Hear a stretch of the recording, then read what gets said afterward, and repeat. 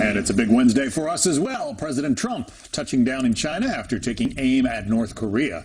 The president using the first major speech of his Asia trip to issue this warning to Kim Jong-un: do not try us. Hello and welcome to Happening Now. I'm John Scott. He was serious about that. Yeah, he sounded a little stern, didn't he? Yeah, that was quite a speech and quite a comment. I'm Melissa Francis. The president is in Beijing on a big political day back home.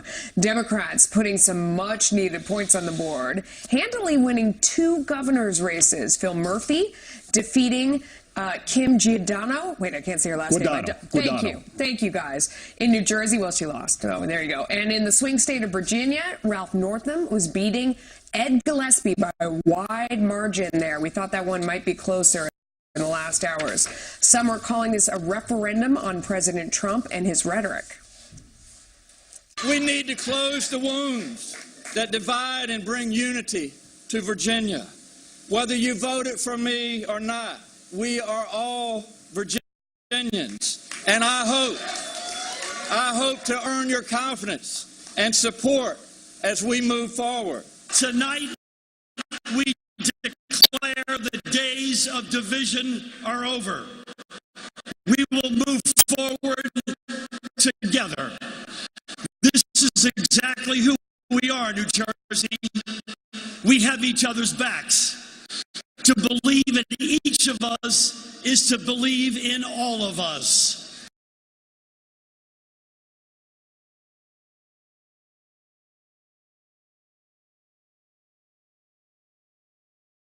Virginia was surprisingly high. Is that what provided Democrats the key here? Well, getting more votes is always a good thing if you want to win. Yes. But listen, I'm finding the analysis of these races to be interesting.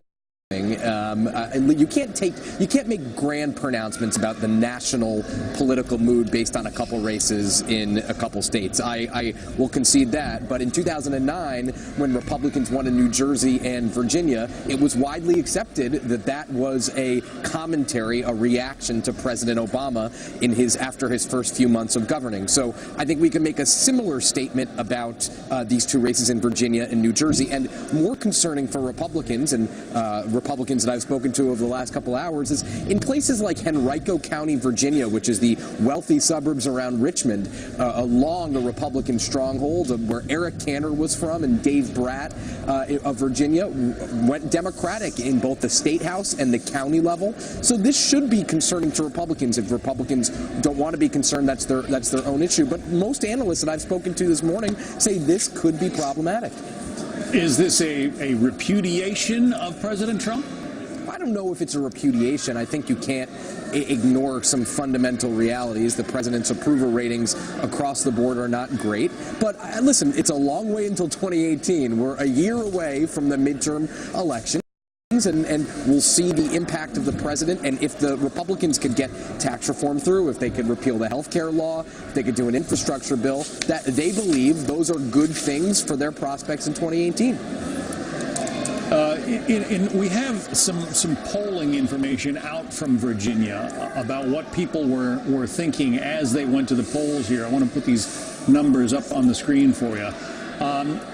When people were asked how they're feeling about how President Trump is working, President Trump gets 9% of them.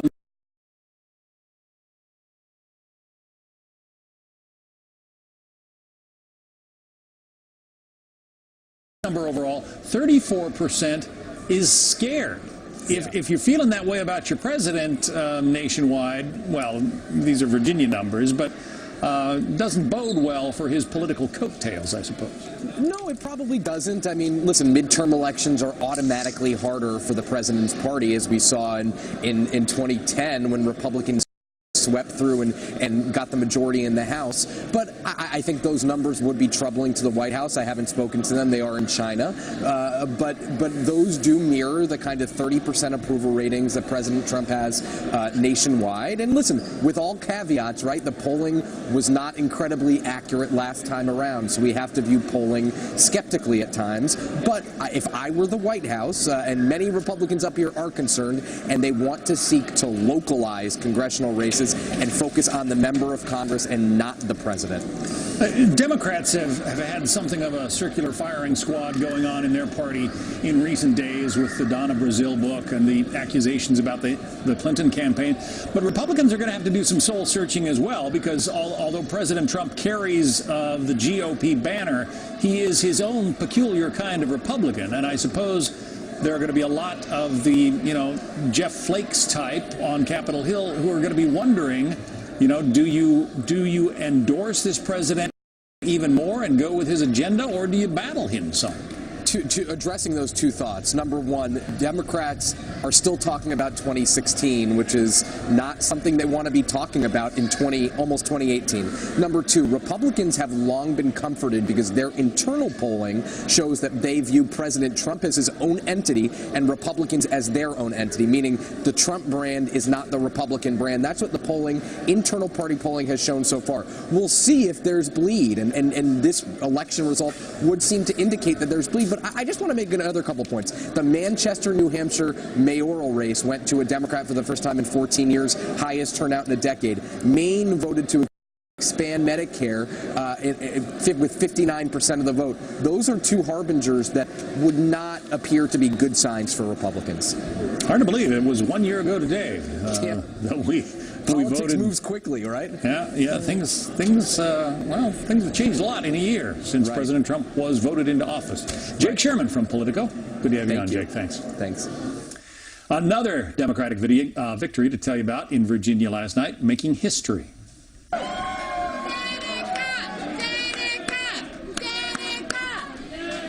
Danica Roem set to become the first openly transgender person elected and seated in a U.S. state legislature after winning one of this year's most high-profile races.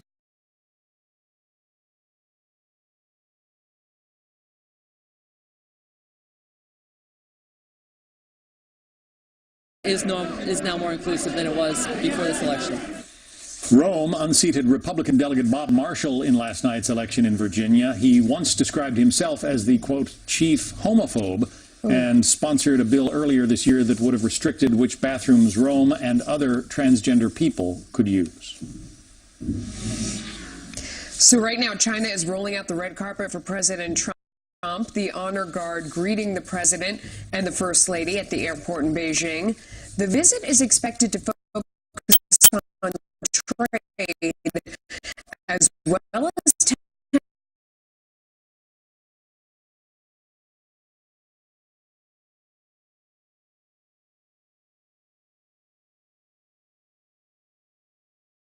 nuclear devastation. All responsible nations must join forces to isolate the brutal regime of North Korea, to deny it, and any form of it, you cannot support, you cannot supply, you cannot accept. White House correspondent Kevin Corke is reporting live from Beijing right now. Kevin, that was quite a speech. Boy, it certainly was, Melissa. I have to tell you, a lot of people watching that speech very carefully, and you had to come away feeling like the president certainly came across in a very strong, confident, and direct way. Now, it is against a backdrop here in China, against rising tensions with North Korea, to say nothing of a percolating possible trade war between the U.S. and China, that the president makes his way to Beijing with a lot on his plate. He wants to deliver on a promise, but also maybe even get a bit of help from the government here in China. We'll get to the help in just a moment, but first, as we share pictures of the president's arrival yesterday at the airport, we're going to talk about delivering on the promise. As you know, he has long said he wants to do all he can to level the playing field on trade between the world's two largest economies. That means getting China to open up more markets, lower trade barriers, and decrease that massive, nearly $250 billion trade gap currently in China's favor. So that will be at the top of the agenda, as well as, of course, North Korea. And that takes us to the helping hand part. As the first families enjoyed that tour of the Forbidden City and an historic private gathering, the president, in his conversations, certainly moving forward, will implore President come forward publicly in interviews with MySanAntonio.com yesterday, claiming the gunman sexually abused them in the past. Now, according to an El Paso police report, we now know the gunman escaped from a mental health facility in New Mexico in June 2012 while he was under pretrial confinement for a court-martial in which he was later convicted of assaulting his wife and stepson. The gunman was considered, quote, a danger to himself and to others when police caught him after the escape from that facility at a local bus terminal. We also now know the gunman was caught trying to bring guns onto the Air Force Base, and he made death threats against his military superiors. The new revelations are raising those further questions. And meanwhile, new video from one of the Good Samaritans that chased the gunman in his vehicle. The video from his cell phone shows the gunman's SUV crashed off the roadway. Police with weapons drawn, the gunman shooting himself in that vehicle after being wounded twice. This afternoon, Vice President Mike Pence will be visiting here. We expect him to go to the Brooke Army Medical Center to visit 7 of the wounded victims who are there. He will also get a debriefing from local law enforcement, as well as go to a vigil at a local high school set for later tonight. The Vice President spoke to our Shannon Bream last night on Fox News at night, and this is what he said about the power of prayer during this difficult time. I'm a believer, and I believe in prayer. And I know that at this moment of such heartbreak and loss in that community, that what most Americans are most able to do is to pray for those families. And John, all the victims' names are expected to be released today.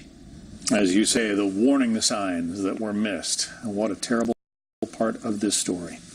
Brian Yennes. Brian, thank you. A political setback for the GOP last night as House Republicans work to pass a tax bill next week. What the big loss in Virginia could mean for the president's agenda and next year's midterms. We'll talk to former White House Press Secretary Ari Fleischer. There he is. He's up next.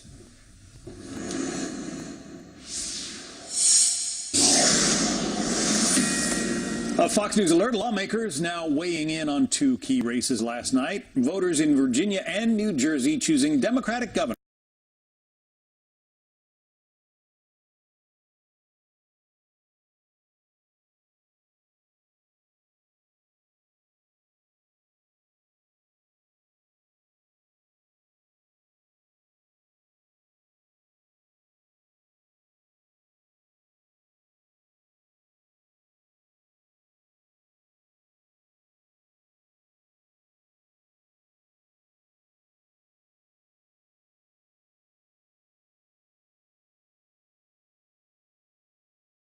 And Senate level. Great 8 years and a very bad last night.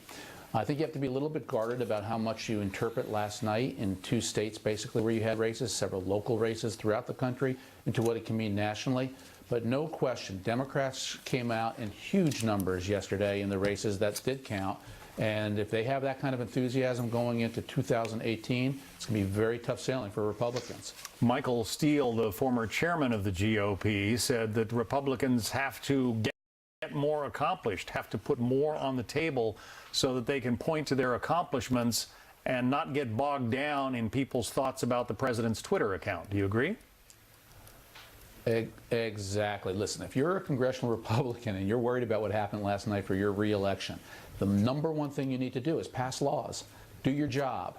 Because if they don't do anything, they will be defined by Donald Trump's tweets and Donald Trump's personality and Donald Trump's tenure, not their own.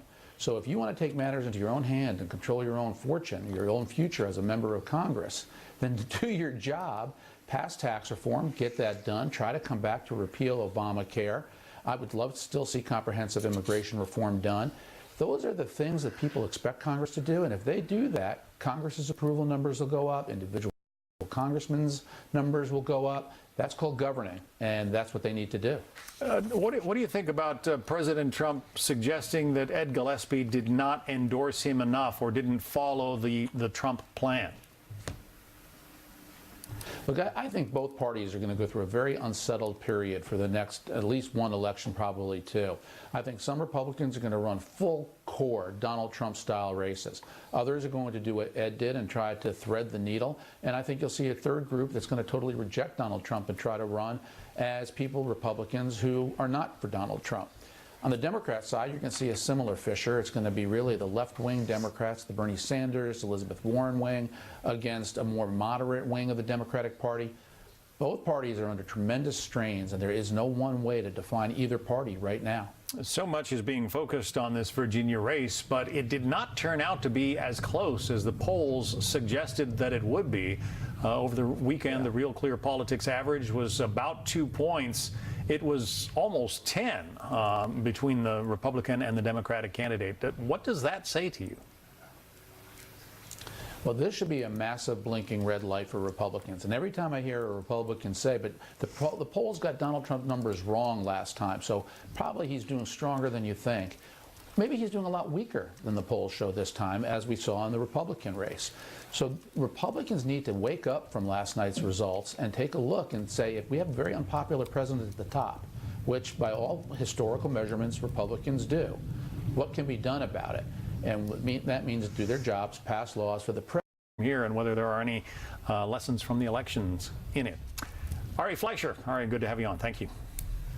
Very sad day for sports fans after star pitcher Roy Halladay died in a small plane crash off the coast of Florida. As United Airlines bids farewell to the Boeing 747, the jetliner going on one last flight from San Francisco to Honolulu. Crews draped the aircraft with a Hawaiian leg on the tarmac. The trip was a recreation of the plane's inaugural voyage back in 1970, when it was seen as a groundbreaker in commercial aviation. The first model had a spiral staircase up to first class. It also held twice as many passengers as its predecessors, earning it the nickname the Queen of the Skies. It really opened up flying and the world to so many people because of its size and capacity. I think that's what so many people remember about it, because it was a lot of people's first experience of going to a really faraway place with their families. The ship's retirement leaves Delta as the only U.S. airline still flying the 747, but Delta also will phase out the jumbo jet next year. A sad morning for Major League Baseball. Retired all-star pitcher Roy Halladay has died in a plane crash at the age of just 40. The two-time Cy Young Award winner was killed when his single-engine plane crashed in the Gulf of Mexico off the Florida coast. These are live pictures of the scene. The Pasco County Sheriff's Office says Halladay was a personal friend of the department. Roy, I can tell you, he was one in a million. It is a true loss for us. I have no doubt he is looking down with God up in heaven, because his heart was a heart of gold. He was an unbelievable human being. Phil Keating joins us live now from Miami. Phil. Melissa, the National Transportation Safety Board is now on the scene, as we just saw. They are now leading this investigation, trying to ultimately determine what possibly caused Hallandale's plane to crash. One clue could be one of Hallandale's own tweets of recent times, where he said he loved flying this plane low, fast, and right over the water because it made him feel like a fighter jet pilot. That plane, when it's not seen under the water, is one of these, a Icon A5, and this is out of Icon's promotion video. The two-seater amphibious plane is small and tight, flies like a race car, and Icon delivered Hallandale's plane just last month. This is him with it, and he had a passion for flying it, posting multiple pictures and videos of him in it. Now, as a pitcher, he became just the 20th person in Major League history to pitch a perfect game, retiring all 27 of the opposing batters, and he was an 8-time All-Star. He played for the Toronto Blue Jays and then the Philadelphia Phillies, and everyone who knew and played with Halladay has nothing but the utmost of compliments. Humility, he was a soft-spoken man. Was combined with just this incredible work ethic, and I think those are the characteristics that made him a leader. A lot of us grew up watching Roy Halladay play. I was fortunate enough to be able to sit in the dugout and share a locker with him for some of the best years I've had. In the past hour, the Phillies organization just tweeted out this photo outside of the stadium in Philly of the memorial that is now growing in Halladay's honor.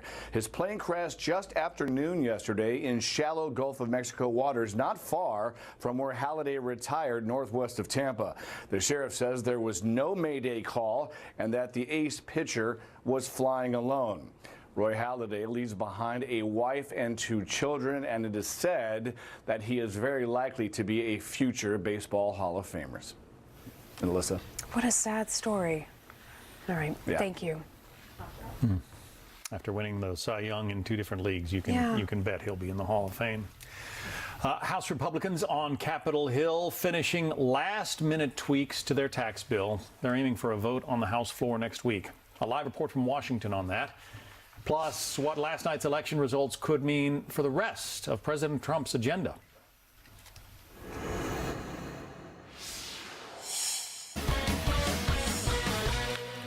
On Capitol Hill, House Republicans finishing markups on their tax reform bill as they push for a vote next week, while Vice President Mike Pence pitched tax reform in Indianapolis yesterday. We need to cut taxes for the middle class in this country. We need to cut taxes on businesses so that American companies can be more competitive and be able to bring dollars back to this country to create jobs here. And we need to simplify the tax code. Chief Congressional Correspondent Mike Emanuel is live from Capitol Hill with the latest. Mike. Well, John, good morning. The message from House Republican leaders is the stakes are high and they must deliver on taxes. House Speaker Paul Ryan spoke earlier about the impact of last night's elections on tax reform. If anything, this just puts more pressure on making sure we follow through. That's the way what I take out of it. Great. More pressure. I adore Ed Gillespie. I feel bad that he lost. But I think it simply means we got to deliver.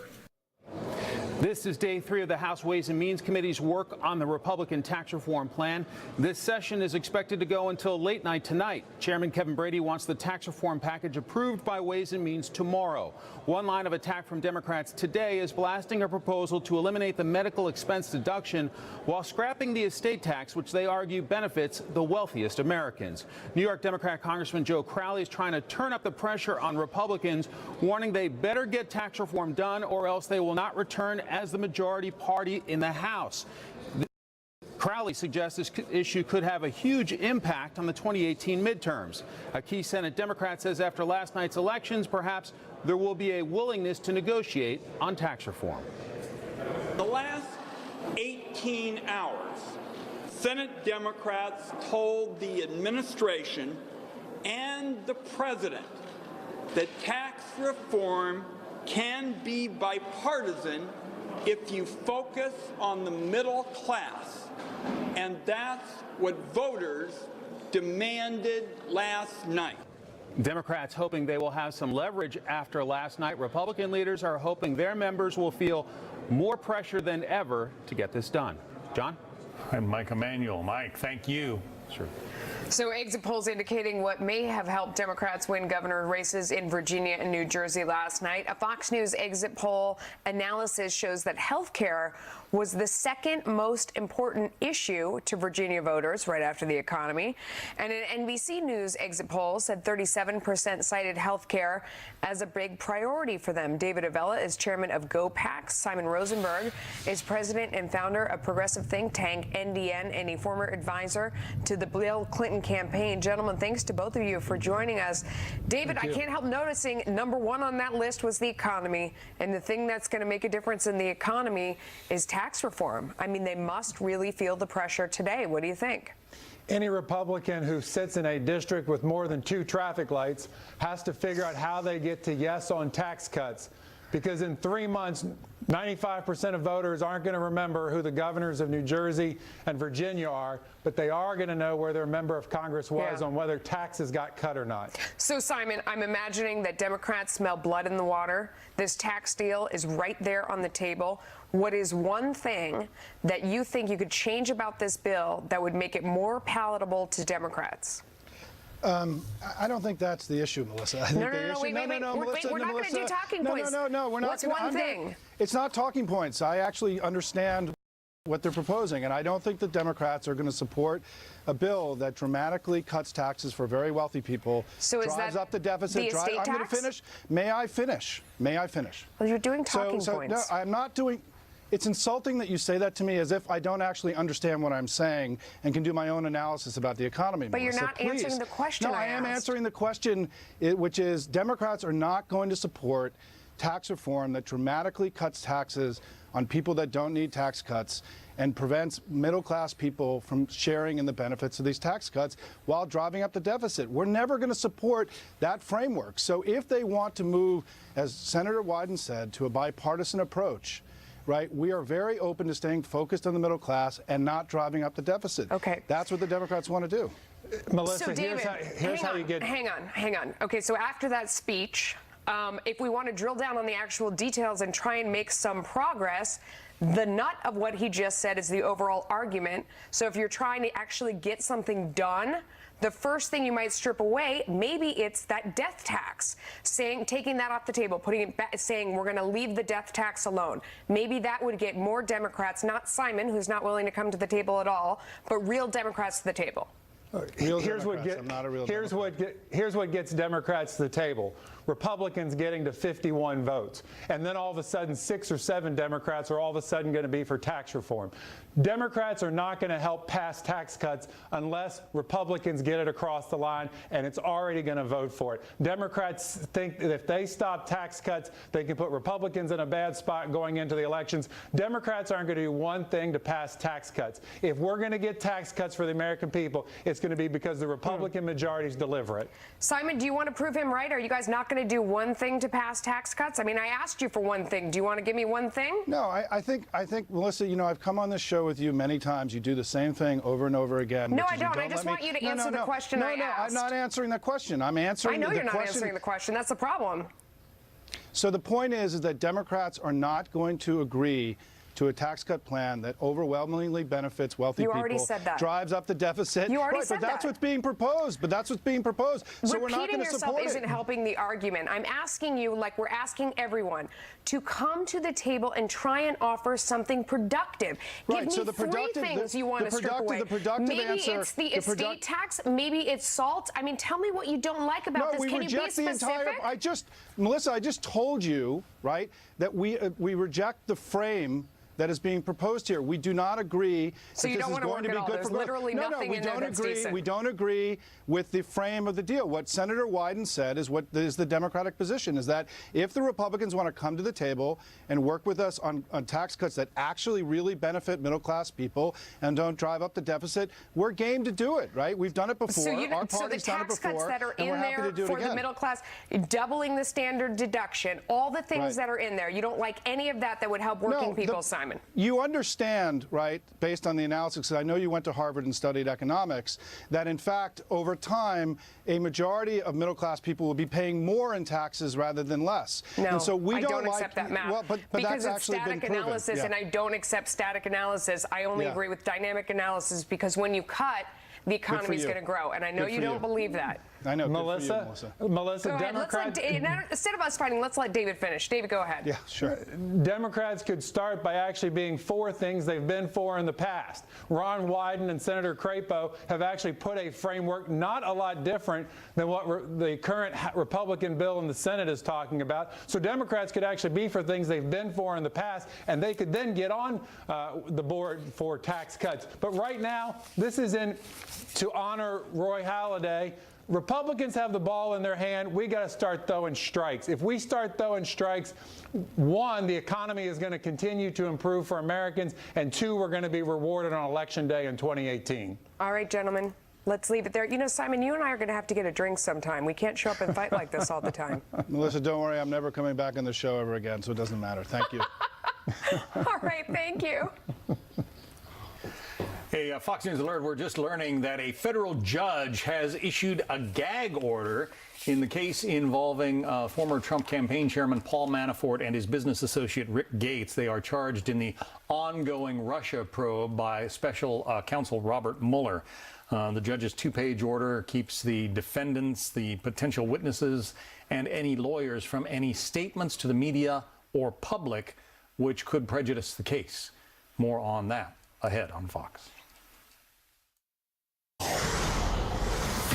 Well, Fox News Alert, it has been the talk of Washington and really the entire country, and now we might hear a little less talk. A federal judge has issued a gag order restricting a lot of the public statements coming out of Paul Manafort and Rick Gates. Paul Manafort, of course, the former temporary chairman of President Trump's election campaign. Rick Davis also worked on the campaign. He is a Manafort associate, and they have been charged by special counsel Robert Mueller in conjunction with his Russia interference investigation.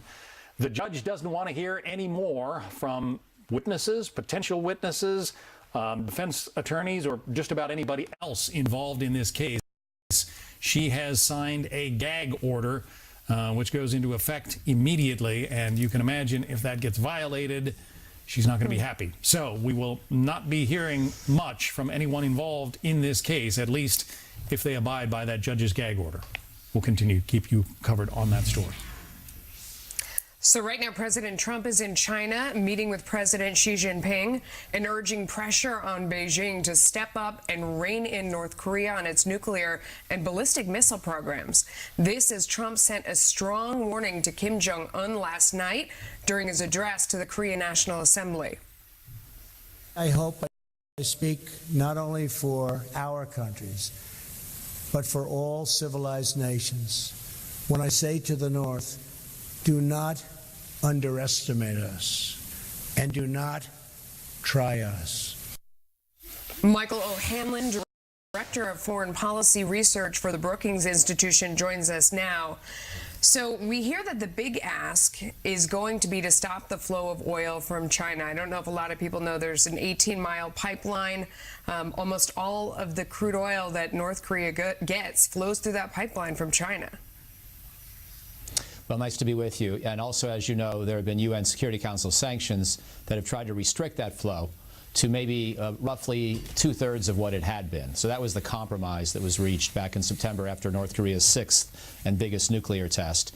And apparently the United States went into that UN deliberation wanting a complete cutoff of oil, as well as other things like textiles and remittances from North Korean laborers abroad. Some of that we did get the absolute terms we wanted, but on oil I think we got roughly a 1/3 reduction would be the expectation. So I don't know if President Trump is really hoping he can do better than the UN Security Council resolution would have demanded, or just trying to get China to comply with that resolution and not allow people to, you know, use illicit trucking activities and other things that might not be detectable through the pipeline to get oil in when it's not supposed to exceed a certain amount. Do you think As you know, over the years, we've always tried to get China to do more of this. It's always been hard.